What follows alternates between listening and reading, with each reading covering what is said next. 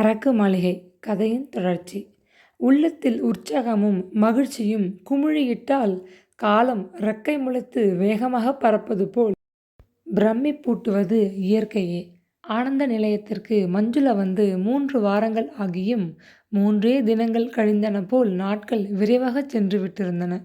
வாழ்விலே அதுவரை கண்டிராத ஆனந்தத்தையும் இனம் விளங்காத நூதனமானதொரு புதுமை உணர்ச்சியையும் ஒருங்கே அனுபவித்துக் கொண்டிருந்தாள் அவள். யசோதா தேவியிடம் வேலை செய்த காலத்தில் இரவு படுக்கப் போகும் முன் மறுநாள் என்ற விஷயம் தோன்றாது. சூரியன் உதிக்காமல் அப்படியே இரவாகவே இருக்கக்கூடாதா என்று எத்தனையோ முறை அவள் விரும்பியிருந்தாள். உடலை வருத்திய வேலைகளின் சுமையை எண்ணி அப்பொழுதெல்லாம் பகலைக் கண்டு நடுங்கியது அவளது உள்ளம். ஆனால் இங்கு நிலைமை அதற்கு ஏறுமாறாக இருந்தது. சூரியன் அஸ்தமிக்காது பகல் பொழுது இன்னும் நீண்டு கொண்டு போகாதா என்றவரை எண்ணும்படி இருந்தது அவள் புதிதாக ஏற்றுக்கொண்டிருந்த உத்தியோக நிலை. சந்திரா அவளிடம் மிக்க பரிவும் அன்பும் காட்டினாள். வேலையாட்கள் அவளிடம் மிக்க மரியாதையுடன் நடந்து கொண்டனர். இதன் பயனாக மஞ்சுளாவிற்குத்தான் அந்த வீட்டில் பணத்திற்காக வேலை செய்யும் ஒரு தாதி பெண் என்ற நினைவு மறந்து போய்விட்டது. வெகு நாட்கள் பழகிய அன்பான சிநேகிதி போல் மிக்க சகஜமாக சந்திராவுடன் பழகினாள். வேலை ஆரம்பிக்கத் தொடங்கிய முதல் நாள் காலை சந்திரா அவளை அழைத்து தன் படுக்கை தலையணை அடியிலிருந்து ஒரு சிறு காகித உரையை அவளிடம் நீட்டினாள். நான் சொல்வதை நிதானமாகக் கேள். எனக்கு பணிப்பெண்ணாக சிசுருஷிகள் புரிந்து கொண்டு பேச்சுத் துணையாக நீ அருகில் சதா இருக்க வேண்டுமாதலால் உனக்கு சுத்தமான உடைகள் அவசியம். சம்பளத்தைத் தவிர என்னை இதுவரை கவனித்த பணிப்பெண்களுக்கு நாங்கள்தான் உடைகள் வாங்கி கொடுப்பது வழக்கம். அதனால் அவைகளை வாங்க வேண்டிய பணத்தை இதில் வைத்திருக்கிறேன். நீ இன்றைய கடைக்குச் சென்று தேவையானவற்றை உடனே வாங்கிக் கொள்ள வேண்டும். ஆனால் ஒரு விஷயம், நீ மற்ற பெண் நர்ஸுகளைப் போல் வெள்ளை புடவை அணிந்து கொண்டிருக்க வேண்டியதில்லை. வெள்ளை உடையில் பணிப்பெண்களை சதா பார்த்து பார்த்து எனக்கு அலுத்துவிட்டது. அதனால் என் கண்களுக்கு ரம்மியமாக உனக்கு பிடித்தமான வர்ணப் புடவைகளை அணிந்து கொண்டு பார்வைக்கும் மனதிற்கும் உற்ற ஒரு தோழியாக நீ இரு. அது போதும். டிரைவர் சிந்தா உன்னை கடைக்கு அழைத்துச் செல்வார். காலையில் இதுதான் உன்னுடைய முதல் வேலை. சீக்கிரம் புறப்பட்டுச் சென்று வா என்றாள். நன்றி பெருக்கில் சட்டென்று பதில் சொல்ல முடியாது மஞ்சுளாவின் தொண்டையை அடைத்து கொண்டு விட்டது. மிகவும் சிரமப்பட்டு மெத்த வந்தனம் என்று தடுமாறினாள் அவள். வெளியே போக திரும்பிய போது சந்திரா கைத்தட்டி அவளை தன்னருகில் மீண்டும் அழைத்தாள். இன்னொன்று சொல்ல மறந்துவிட்டேன். உனக்கு மாதம் 100 ரூபாய் சம்பளம் கொடுப்பதாக தீர்மானித்திருக்கிறோம். ஆட்சேபனை இல்லையே என்று கேட்டாள். உண்மையில் மஞ்சுளா அவ்வளவு பெரிய தொகையை எதிர்பார்க்கவே இல்லை. எனவே அதை கேட்டதும் பூரித்து போய்விட்டாள். மிக்க சந்தோஷம், ஆட்சேபனை ஏதுமில்லை என்று மெல்லிய குரலில் மொழிந்துவிட்டு தன் அழகிய முத்துப்பற்கள் தெரிய லேசாக புன்முறுவலளித்தாள். அப்படியானால் சீக்கிரம் கடைத்தெருவுக்கு போய்விட்டு வா. இன்னொரு சிறு விஷயம். கால்களை ஒடித்து நொண்டியாக பகவான் என்னை நாற்காலியோடு கட்டி போட்டு வைத்துவிட்ட போதிலும் எங்கேயாவது ஊரில் நடனக் கச்சேரி என்றால் போய் பார்க்காவிட்டால் எனக்கு தூக்கம் வராது. வீட்டிலேயே அடைபட்டு கிடக்கக்கூடாது என்று அண்ணாவும் அப்பாவும் அடிக்கடி என்னை வெளியே அழைத்து செல்வதுண்டு. அது மாதிரி சமயங்களில் நீயும் எனக்கு துணையாக கூட வெளியே வர வேண்டியிருக்கும். ஆதலால் விசேஷ கால உபயோகத்திற்காக ஒரு சில நல்ல புடவைகளும் வாங்கிக்கொள், தெரிந்ததா என்றாள். புரிந்த பாவனையில் தலையை ஆட்டிவிட்டு புறப்பட்டாள் மஞ்சுளா. வண்டி பங்களாவை விட்டு வெளியேறும் வரை எஜமானி அளித்த அந்த காகித உரையை பிரித்து பார்க்க அவளுக்கு துணிவு இருக்கவில்லை. வண்டி கடைத்தெருவுக்குள் நுழைவதை உணர்ந்ததும் ஆவலை அடக்க மாட்டாது மெல்ல உரையை பிரித்தாள். உள்ளிருந்த நோட்டுகளை எண்ணிய போது அவள் மிகவும் திடுக்கிட்டு போய்விட்டாள். அவள் ஆயுளில் அத்தனை பணத்தையும் ஒருங்கே ஒரு முறை கூட இதுவரை கையால் தொட்டு பார்த்தவள் அல்ல. எனவே திகைப்பும் ஆனந்தமும் தாழ முடியாது மீண்டும் மீண்டும் எண்ணி பார்த்தாள், சந்தேகத்தை நிவர்த்தி செய்து கொள்ள. காகித உரையில் 300 ரூபாய்கள் இருந்தன. மிதமிஞ்சிய சந்தோஷத்தில் அவளுக்கு அழுகை கூட வந்துவிட்டது. இப்பொழுது தாத்தா உயிருடன் இருந்தால் இந்த சம்பளத்தை வைத்துக்கொண்டு அவரை எவ்வளவு சௌக்கியமாக வைத்திருக்கலாம். கடைசி காலத்திலாவது அவரை கொஞ்ச நாட்கள் சுகமாக வைத்திருந்தோம் என்ற திருப்தியாவது ஏற்பட்டிருக்குமே. இன்னும் 1 வருஷ காலமாவது அவர் உயிருடன் இருந்திருக்க கூடாதா என்று எண்ணி மனம் உருகினாள். அதே சமயம் அவள் சிந்தனையில் ஒரு சிறு சந்தேகமும் கொடிபோல் படர்ந்தோடியது.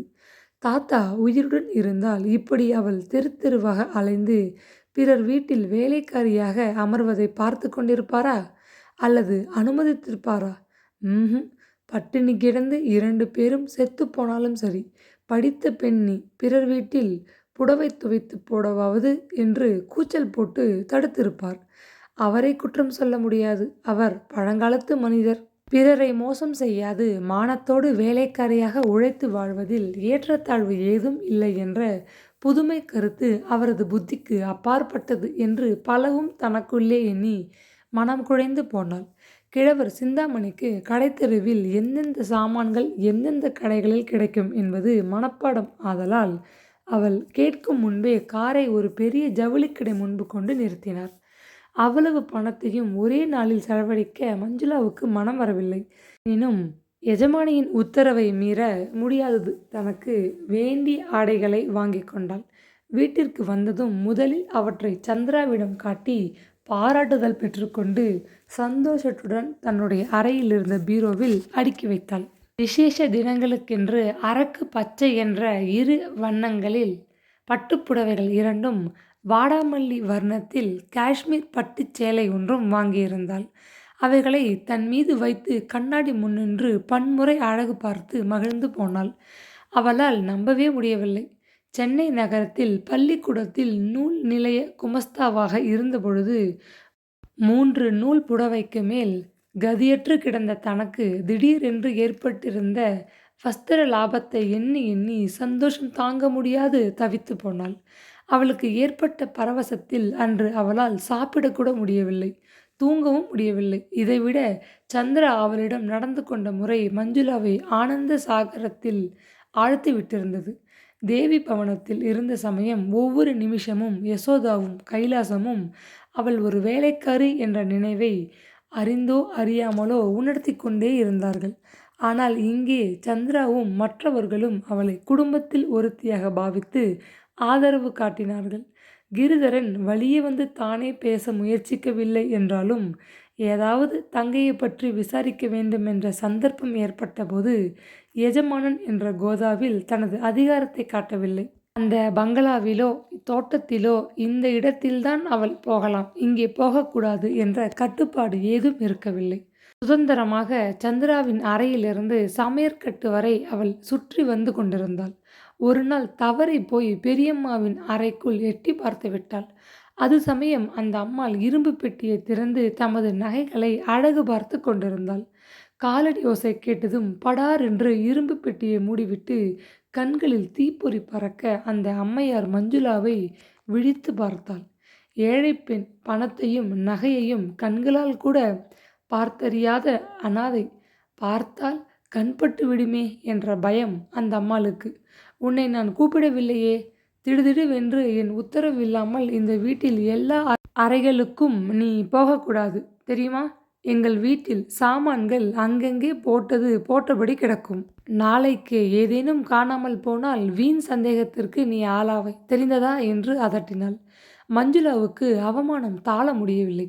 ஏழை என்றால் பிற பொருளை கண்டவுடன் பேராசையுடன் திருடிக்கொண்டு விடும் கொள்ளைக்காரர்கள் என்ற அர்த்தம். சொல்லாமலேயே நீ திருடி என்று பெரியம்மா ஒரு பட்டம் கொடுத்து விட்டார்களே. இதை கேட்டுக்கொண்டு சாகாமல் இன்னும் உயிரோடு இருக்கிறேனே என்று எண்ணி மனம் பதபதைத்து போனாள். அந்த ஒரு சம்பவம் அவளுக்கு ஒரு மன கஷ்டத்தை உண்டு பண்ணியிருந்ததனால் சற்றென்று சந்திராவின் பீரோக்களை திறக்கவோ புத்தக அலமாரியில் உள்ள புத்தகங்களை எடுத்து திறந்து பார்க்கவோ அவளுக்கு ஆரம்பத்தில் துணிவு இருக்கவில்லை. முதலில் சில தினங்கள் அந்த பங்களாவின் இங்கு போகலாமா, இந்த இடத்தில் நிற்கலாமா என்று அஞ்சி நடுங்கினாள்.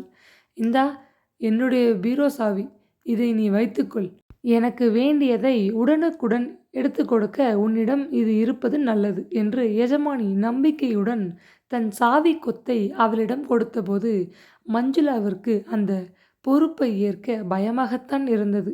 இந்த வீட்டில் நீ எங்கும் போகலாம், உன்னுடைய வீடு என்று நினைத்து கொண்டு சந்தோஷமாக இரு என்று சந்திரா உத்தரவிட்டதும் தான் அவளுக்கு அந்த மனக்கூச்சம் தெளிந்தது. ஒரு மன உறுதியும் கூட ஏற்பட்டது. தனக்கும் வாழ உரிமை உண்டு என்ற உற்சாக உணர்ச்சியுடன் சிறகு முளைத்து வான வீதியில் ஆனந்தத்துடன் பறக்கும் வானம்பாடி போல் அவள் அந்த வீட்டில் வளைய வந்து கொண்டிருந்தாள். சந்திராவுக்கு அவள் செய்ய வேண்டியிருந்த வேலைகள் அத்தனை கடினமல்ல. எழுந்து நடக்க முடியாததால் குளிக்கும் போதும் ஆடை அணியும் போதும் மஞ்சுளாவின் உதவி அந்த பெண்ணுக்கு தேவையாக இருந்தது. காலை ஆகாரத்துக்கு பிறகு சற்று நேரம் தோட்டத்திலே உலவ ஆசைப்படும் சந்திராவை ஒரு தள்ளு வண்டியில் வைத்து தள்ளி கொண்டு செல்ல வேண்டிய ஒரு சிறு வேலை மட்டும் அன்றாடம் செய்ய வேண்டியிருந்தது. நாளின் பெரும் பகுதியை புத்தகங்கள் படிப்பதிலும் பூ வேலைகள் செய்வதிலும் பொழுதுபோக்கிக் கொண்டிருந்த சந்திரா அடிக்கடி மஞ்சுளாவை அழைத்து தொந்தரவு கொடுக்கவில்லை. ஆனால் மஞ்சுளாவுக்கு கடமை உணர்ச்சி அதிகம் உண்டு. சம்பளத்தை மட்டும் வாங்கிக் கொண்டு உண்டு உறங்கி வீணாக பொழுதை போக்க அவள் விரும்பவில்லை. எனவே எஜமானியின் அன்றாட காரியங்களை கவனித்த பின்னர் வீண் பொழுது போக்காது அறையை சுத்தப்படுத்துவதிலும் புத்தகங்களை அடுக்கி வைப்பதிலும் சந்திராவின் சௌகரியங்களை ஊகித்து கேட்காமலேயே செய்து முடிப்பதிலும் உற்சாகம் காட்டினாள். இதற்கும் மிஞ்சி பொழுதிருந்தால் சமையல் கட்டிற்கு சென்று சமையல்கார கிட்டாவுக்கு தன்னால் ஆன உதவிகளை தயக்கமின்றி செய்து வந்தாள். நகை முகம் காட்டி அடக்கமாகவும் அன்போடும் வார்த்தையாடிய அவளது பெருந்தன்மையான குணம் அங்கிருந்த வேலையாட்கள் அனைவருக்கும் மிகவும் பிடித்துவிட்டிருந்தது. ஆனால் ஒரு விஷயத்தை மட்டும் மஞ்சுளா மறக்கவில்லை. மிதமிஞ்சிய சலுகைகள் தனக்கு காட்டப்படுகின்றன என்பதை முகாந்தரமாக வைத்துக்கொண்டு தன் நிலையை ஒரேடியாக மறந்துவிடாது பணிவுடனேயே நடந்து கொண்டாள். எனினும் அன்று காலை நடந்த ஒரு சிறு சம்பவம் அவள் மனதிற்கு பெரும் அதிர்ச்சியை உண்டு பண்ணிவிட்டது. தன்னுடைய நடத்தையிலும் வேலையிலும் குற்றம் காண்பவர்களும் அங்கு இருக்கிறார்கள் என்பதை உணர்ந்தபோது அவள் மனம் மிக்க வேதனைப்பட்டது. சந்திரா முதல் நாளே கூறியிருந்தாள், காலை வேளையில் ஸ்நானம் செய்த பின்பு நீ தோட்டத்துக்குச் சென்று உன் கையால் கொஞ்சம் புஷ்பங்களை பறித்து மாலையாக தொடுத்து கொண்டு வந்து என் அறையில் வைத்துவிட வேண்டும். என் தாயாரின் புகைப்படத்திற்கு மாலை போட்டு வணங்கிவிட்டு பிறகுதான் நான் காலை ஆகாரம் சாப்பிடுவது வழக்கம். மலர்கள் என்றால் மஞ்சுளாவுக்கு உயிர். அவற்றை பறித்து விதவிதமாக கட்டி மகிழ்வதை ஒரு இன்பமான பொழுதுபோக்காக கருதினாள். எத்தனைதான் ஏழையாக இருந்தபோதிலும் பேத்தியின் இந்த சிறு ஆசைக்கு தாத்தா ரகுபதி ஒரு நாளும் குறை வைக்கவில்லை. முல்லை மல்லி என்று பூக்காரி கூவிக்கொண்டு போவது காதில் பட்டுவிட்டால் போதும், கிழவர் தமது அலுப்பை பாராது எழுந்தோடிச் சென்று அவளை அழைத்து பேரம் செய்து ஒரு ஆழாக்கு பூ வாங்கி வாழை இலையில் சுருட்டி பத்திரமாக வைத்து விடுவார். எவ்வளவு களைப்புடன் வந்தாலும் சரி, எவ்வளவு நேரமாகிவிட்ட போதிலும் சரி, பேத்தியும் சலிக்காது அந்த புஷ்பங்களை தொடுத்து கூந்தலில் சூட்டிக்கொண்டு பிறகுதான் தூங்கச் செல்வாள். பூக்கள் மீது அத்தனை மையம் அந்த தையலுக்கு. எனவே எஜமானி விடுத்த உத்தரவு மிகவும் மகிழ்ச்சி ஊட்டுவதாக இருந்ததனால் அதை அவள் சிரமேற்கொண்டதில் வியப்பில்லை. ஆனந்த நிலையத்து தோட்டத்தில் அவளுக்கு பிடித்தமான மலர் வகைகள் அனைத்தும் பூத்து குலுங்கிக் கொண்டிருந்தன. ஸ்ரீமதி நாராயணன் தமது ஆயுளில் ஒரு பிடி கீரை விதையை கூட அள்ளி மண் மீது விதைத்தவள் அல்ல. ஆனால் அந்த ஆடம்பரமான பங்களாவிற்கு அழகானதொரு தோட்டம் அவசியம் என்பதை மட்டும் உணர்ந்திருந்தாள். அதனால் தோட்டத்தை கவனிக்கவும் மேற்பார்வை செய்து விதவிதமான மலர் செடிகளை பயிரிடவும் தோட்டக்கலை அறிந்த ஒரு நிபுணரை அதிக சம்பளம் கொடுத்து வேலைக்கு வைத்திருந்தாள். செடி கொடிகளை தமது குழந்தைகள் போல் நேசித்த அந்த மனிதர் தமது கற்பனை முழுவதையும் செலவிட்டு ஆனந்த நிலையத்தின் தோட்டத்தை ஒரு அற்புத பூங்காவனமாக்கி விட்டிருந்தார். அதன் விளைவாக ஒவ்வொரு வருஷமும் நகரத்து முனிசிபாலிட்டி நடத்திய தோட்டப் போட்டியில் ஆனந்த நிலையத்து பூங்காவிற்கே முதல் பரிசு கிடைத்தது. ஸ்ரீமதி நாராயணன் தன் நெற்றி வியர்வை ஒரு துளியை கூட தோட்டத்திலே சிந்தாத போதிலும் பரிசாக கிடைத்த வெள்ளி கோப்பையை ஆடம்பரமாக எல்லோர் முன்னிலும் கை நீட்டி வாங்கி கொண்டு போக தவறியதே இல்லை. அன்று காலையில் வழக்கம் போல் கொஞ்சம் புஷ்பங்களை பறித்து போக மஞ்சுளா பூக்குடலையுடன் தோட்டத்திற்குள் நுழைந்தாள். வெள்ளை, சிவப்பு, மஞ்சள் என்று பலவித வர்ணங்களில் இலை தெரியாது கொத்து கொத்தாக பூத்து நின்ற ரோஜா மலர்களை வியப்புடன் பார்த்து மயங்கியபடி நின்றுவிட்டாள். எதை பறிப்பதென்றே விளங்கவில்லை அவளுக்கு. இளஞ்சூரிய வெளிச்சத்தில் இரத்தின சுடர் போல் பிரகாசமாக இதழ் விரித்து தென்றலுக்கு தலையசைத்து கொண்டிருந்த பட்டு ரோஜா மலர் கொத்தொன்றை மெல்ல விரலால் கிள்ளி எடுத்தாள். முத்துக்கள் போல் இதழ்கள் மேல் படிந்து நின்ற பனி நீர்த்துளிகளை உதறிவிட்டு முகத்தருகே கொண்டு போனாள். கம்மென்று வீசிய மலரின் மணம் உடல் முழுவதும் பரவி விட்டது போல் பரவசப்படுத்தியது. மல்லிகை போல் மூக்கை வந்து தூக்கும் வாசனை இல்லாவிட்டாலும் ரோஜா மலருக்குத்தான் எத்தனை கம்பீரமானதொரு மனம்! நூர்ஜஹான் ராணி கெட்டிக்காரி. மல்லிகை ரோஜா மலர்கள் ஊற்றிய தண்ணீரில் நீந்தி நீந்தி ஸ்நானம் செய்தாளாம் என்று தனக்குள்ளே எண்ணியபடி வியப்புடன் நின்று கொண்டிருந்தாள். பின்னல் யாரோ சரசரவென்று நடந்து வரும் ஓசை கேட்கவே திடுக்கிட்டு தனது கற்பனைகளினின்று விழித்து கொண்டு திரும்பி பார்த்தாள். வழுக்கை தலை மீது துண்டை போர்த்தி கொண்டு அவள் இருந்த திக்கை நோக்கி டிரைவர் சிந்தாமணி வந்து கொண்டிருந்தார். அருகில் வந்ததும், என்னம்மா, எப்படி இருக்கீங்கள் என்று வினவியபடி தலையிலிருந்து துண்டை எடுத்தார். பக்கத்தில் இருந்த சிமெண்ட் மேடை மீது துண்டை விரித்துவிட்டு உட்கார்ந்தார். வேகமாக நடந்து வந்ததனால் அவருக்கு மூச்சு வாங்கியது. சௌக்கியமாக இருக்கிறேன், நீங்கள் எப்படி இருக்கிறீர்கள் என்று க்ஷேமம் விசாரித்துவிட்டு பூ பறிப்பதில் முனைந்தாள் மஞ்சுளா. கிழவர் யோசனையுடன் அந்த பெண்ணை ஏற இறங்க ஒரு முறை பார்த்துவிட்டு தயக்கமாக தரையை பார்த்து கொண்டு சற்று நேரம் மௌனமாக இருந்தார். அங்கு அவள் வந்த தினத்தன்று கொஞ்சம் சரளமாக பேசிய சிந்தாமணி அதற்கு பிறகு அவளிடம் அதிகம் பேச முன்வரவில்லை. தன் வேலையுண்டு தான் உண்டு என்று கொஞ்சம் ஒதுங்கியேதான் இருந்து கொண்டிருந்தார். தொண்டையை கனைத்து கொண்டு அவர் சுற்றுமுற்றும் கவனிப்பதை கண்ட மஞ்சுளாவுக்கு கொஞ்சம் ஆச்சரியமாக இருந்தது.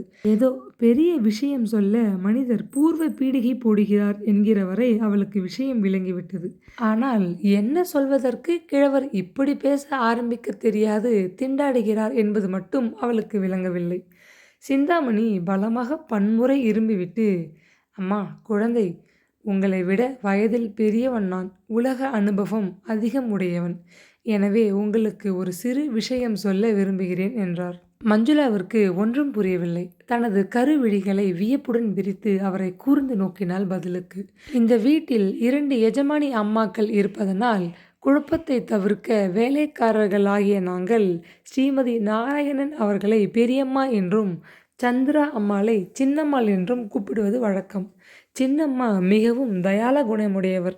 போதாதற்கு இள வயது என்பதனால் விளையாட்டு சுபாவம் ரொம்ப அதிகம்.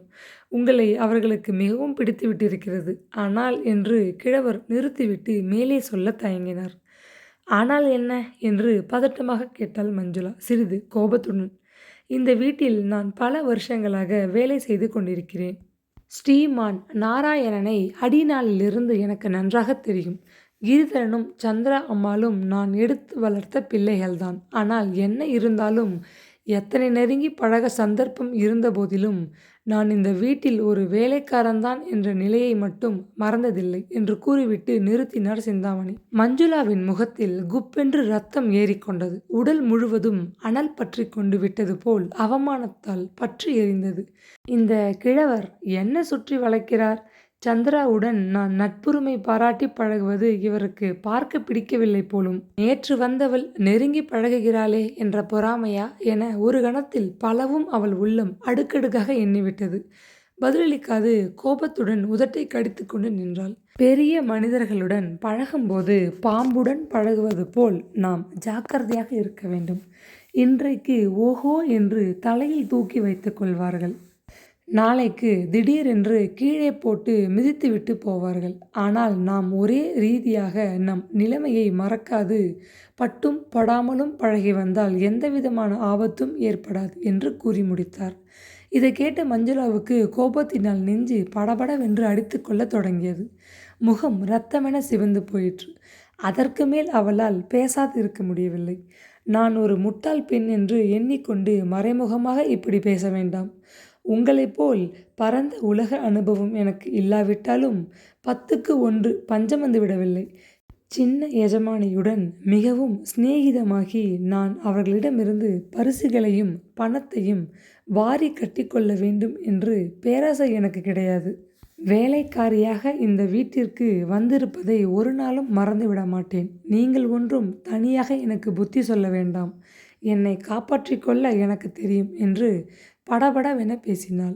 ஆத்திரத்தினாலும் அவமானத்தினாலும் அவள் வார்த்தைகள் தடைபட்டன. நெஞ்சு அடைத்து கொண்டது. கண்கள் கலங்கின. அவர் மேலே பதிலளிக்கும் முன் விற்றென பங்களாவை நோக்கி ஓடிவிட்டாள். குமுறி கொண்டு வந்த கண்ணீரை அடக்கி கொண்டு அவசரமாக புஷ்பங்களை மாலையாக தொடுத்து எடுத்துக்கொண்டு சந்திராவின் அறைக்குள் சென்றாள். நாற்காலியில் அமர்ந்தபடி காலை பத்திரிகையை புரட்டி கொண்டிருந்த சந்திரா அவள் வந்ததை கூட கவனிக்கவில்லை. மேஜை மீது படத்தின் அருகில் ஒரு தட்டில் மாலையை எடுத்து வைத்துவிட்டு மெல்ல சப்தமிடாது இடைக்கதவை திறந்து கொண்டு தன்னுடைய அறைக்குள் வந்து தாழிட்டு கொண்டாள். அதற்கு மேல் அவளால் தாங்க முடியவில்லை. கங்கை புரண்டு கொண்டு புறப்பட்டு விட்டது போல் கண்ணீர் பொங்கி மாலை மாலையாக அவளது அழகிய கன்னங்கள் மீது வழிந்தோடத் தொடங்கியது. நெஞ்சு வெடித்துவிடும் போல் பீறிக்கொண்டு புறப்பட்ட துன்பம் பெரும் விம்மல்களாக வெளிவந்தன. இரு கரங்களாலும் முகத்தை மூடிக்கொண்டு படுக்கை மீது உட்கார்ந்து விட்டாள்.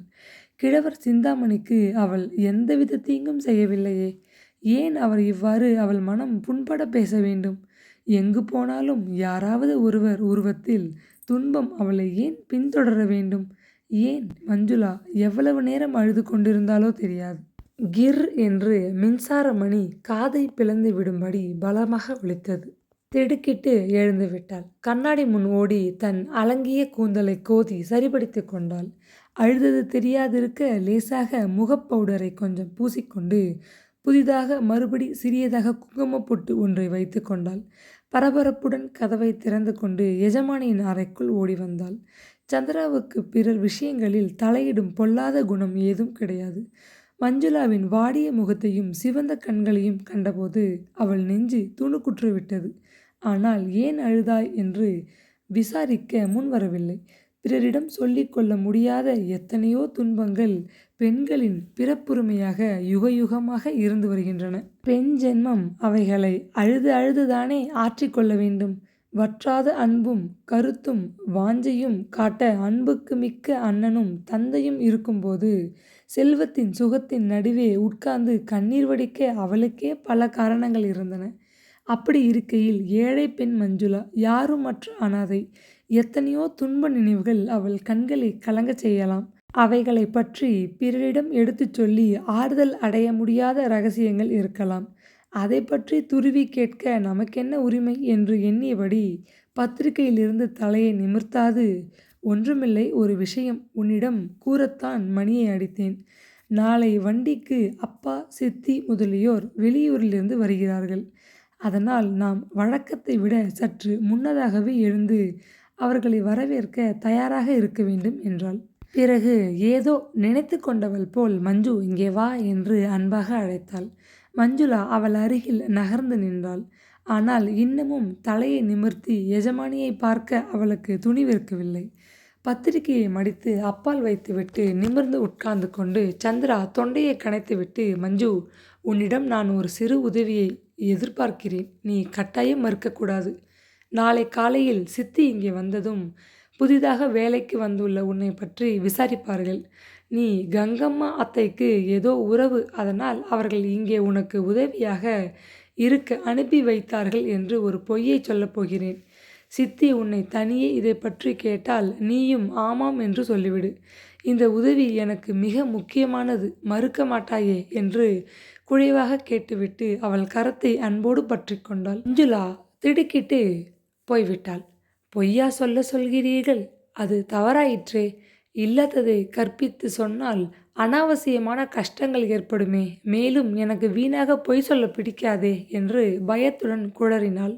மஞ்சு, கட்டாயம் இந்த உதவியை நீ எனக்கு செய்யதாக வேண்டும். மறுக்கக்கூடாது.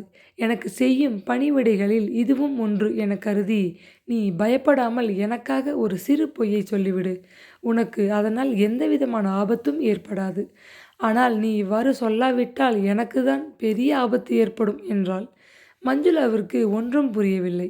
ஏற்கனவே பலவும் எண்ணி வருந்தி கொண்டிருந்த அவள் மனம் மேலும் அதிக குழப்பத்தை அடைந்தது. வேண்டா வெறுப்பாக சரி என்று ஒப்புக்கொண்டாள். ஆனால் அன்று முழுவதும் அவள் மனசாட்சி அவளை துன்புறுத்தி கொண்டே இருந்தது உண்மை. முன்பின் தெரியாத ஸ்ரீமதி நாராயணனிடம் அவள் ஏன் ஒரு பொய்யை சொல்ல வேண்டும்? அவளுக்கு ஒன்றுமே விளங்கவில்லை.